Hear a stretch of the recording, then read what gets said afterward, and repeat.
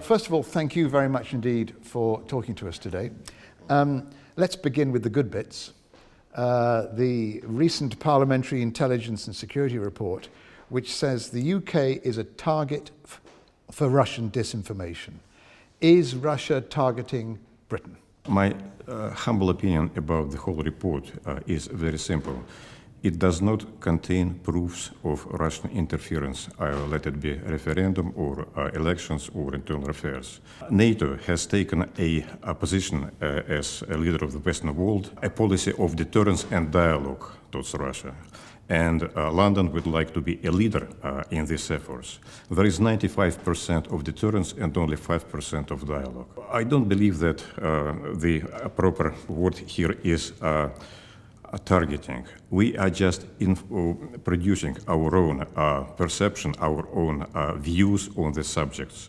But these stories keep emerging, don't they, of Russian hackers, either political or criminal, targeting Britain's security or secrets. Is the Russian government worried about all these stories that come out?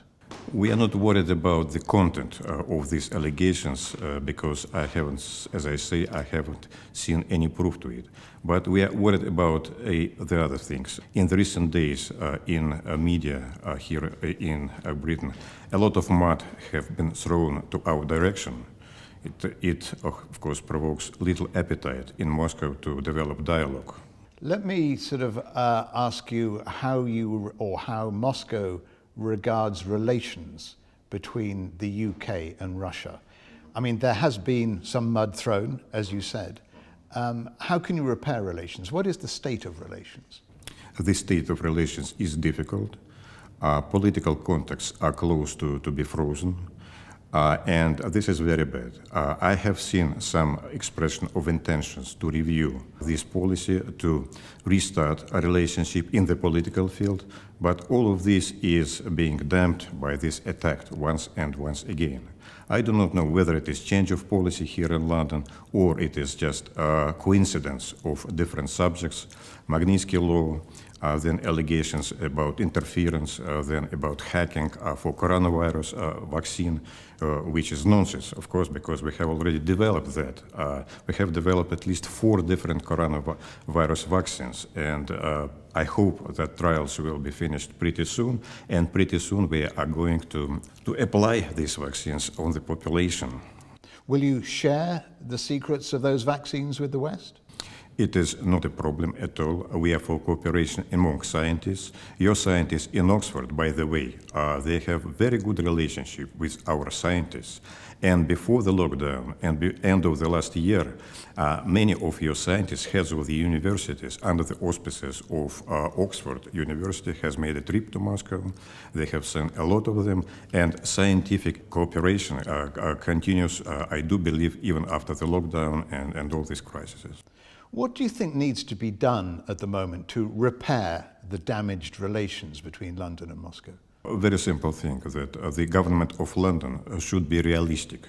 It should understand the benefits of cooperation and working with Russia, but not against Russia. Deterrence is the policy that has been, as I said, taken up against Russia, and of course it is not a cooperation which we have all envisaged.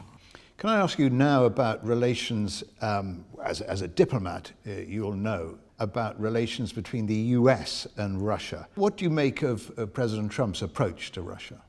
These relations are much worse between US and Russia, I will say, because the Russian factor is the main game in the pre-election campaign. It's a kind of competition between Republicans and Democrats who will make more accusations about Russia. Now we have also a Chinese factor added to that, but still accusations of Russia is a central piece of that. And it is very bad to the diplomatic relations, it is very bad to humanitarian and all of that. But it is different from the UK situation, because in the UK there is no electoral competition for the moment. That is why I simply do not understand why UK always in the recent weeks joins these accusational statements by Washington. Who would Moscow prefer to see in the White House, President Trump or Joe Biden? This is a provoking question. We will work either with anyone who is going to win the elections, and we have no interest who is going to win.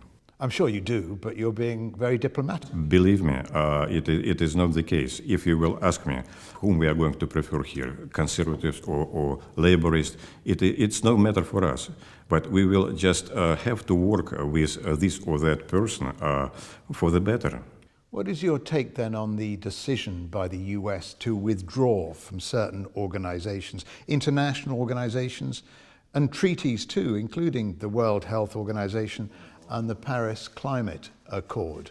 These are serious organizations. This list is very long. The United States has proclaimed an idea that we all should work on the rules-based order. But if you will look into this more attentively, you will see that United States is trying to ruin this rules-based order by withdrawing from World Health Organization, by Paris Climate, and many others. For instance, nuclear deal with Iran, withdrawing from it. A double state, Palestine and Israel, construction in the Middle East. They invented something different, which is bad. They're withdrawing from INF Treaty. They're withdrawing from Open Skies Treaty. They are withdrawing from International Criminal Court and from a very important organ, Geneva-based Human Rights Commission. It's a long list, and all these things, this is a construction of international order based on international law. What is it, a rules-based order? In fact, this is an order which is established and ruled by the United States. So we do not understand this dualism. On the one hand, they are trying to establish a legal order. On the other hand, they are ruining it themselves. Joe Biden is a favorite now in the polls to take over in the White House. Would he reverse some of these decisions, do you think? Oh, hardly. United States is a very big ship. To reverse the course of the ship, you need an enormous effort. You need to convince the equipage, you need to convince passengers that the ship should be reversed. So it's a long run. One ship that can't be reversed is Britain leaving the European Union, Brexit. Do you think that will affect Russia's relationship with the UK, or indeed affect relationship with the EU and Europe? United Kingdom was mainly guided by the principles of policy of the European Union. So it was, by the policy of the European Union, it's a common lowest denominator, of course, which is looking at different factors in this field. At the moment, Britain will be more independent, but the tendency which we are observing for the moment that UK policy is more and more linked to the policy of the United States. And this is worrying us a bit. What, are you saying that Washington is controlling London diplomatically? I wouldn't go that much, but I also understand if in the trade negotiations Britain would like to have better positions, of course, then it has to submit certain interests to the policy which is being dictated from Washington. But the US and UK traditionally are best friends and strongest allies. Yes. And no, there is some criticism, of course, right now arised in different newspapers, but in any way, we do see a certain consolidation of English-speaking nations on a different basis, even on the basis of so-called Five Eyes intelligence union as well. No, this is another factor of development here. Talking of the US and EU, and I'll come back to Brexit in a moment, the US State Department has called for financial penalties on investors and other business participants in the undersea pipeline that will carry natural gas from Russia to Germany. What is the Russian view towards what is effectively a threat? It is not a threat to us, but it is more a threat to the investors. To investors, to European investors and allies. This is a commercial project, which we even do not initiate it. It has been initiated by Germany. And imposing sanctions of it, extraterritorial sanctions, or as it is now going on, threatening companies which are involved into this is unscrupulous, really. This is an appropriate means of of competition in the economic field. But it's a sign, isn't it, of the US worrying that Germany is going to be over-reliant on Russian energy. This is a matter for Germany, of course, and other countries who do believe that this gas will be cheaper for them than the liquid gas imported from the United States. And here you have to choose the economic side and political side. But as I understand, and often they're very closely linked. You do not count money being guided only by political considerations. Of course, your business is proceeding from economic reasons, and this is natural. But this handling of the allies and handling of Europe by Washington, for us, it is totally ununderstandable. So you're saying that Washington is worried about the deal on economic grounds, not diplomatic or source of power grounds? Absolutely. I mean absolutely opposite, because the importation of liquid gas from United States costs much more than a gas that is supplied by tubes from Russia. Is the European market important for Russia in terms of power? Because Gazprom could well look to other markets, perhaps bigger markets like Asian markets. And we are doing it. So it is pipelines under construction to China, different parts of China we are going to supply. This is enormous market. But Europe, of course, will remain within the scope of our attention.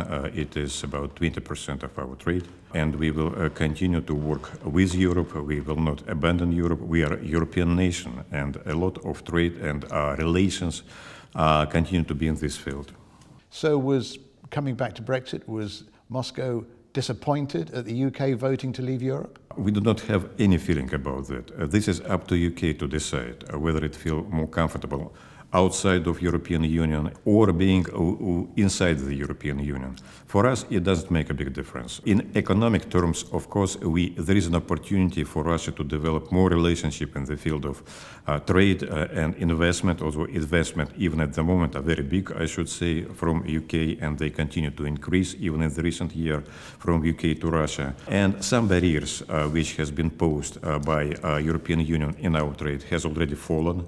But we still do not see any activity of UK government who would like to establish good and proper economic terms with us, since there are political barriers to this. You mentioned in your previous answer about China and power links to China. What is the state of relations between China and Russia? I think it is partnership relations, and they're going pretty well. In economic terms, in terms of trade, in terms of partnership, even in strategic areas, I would say that we feel that we can be partners with China. And we have a long story of partnership and different relationships. So I think that we have a good future together. In what areas do you have relationships with China? In different areas, but more important, we have a certain partnership in strategic area. This is a political military field as well. So we are doing maneuvers together.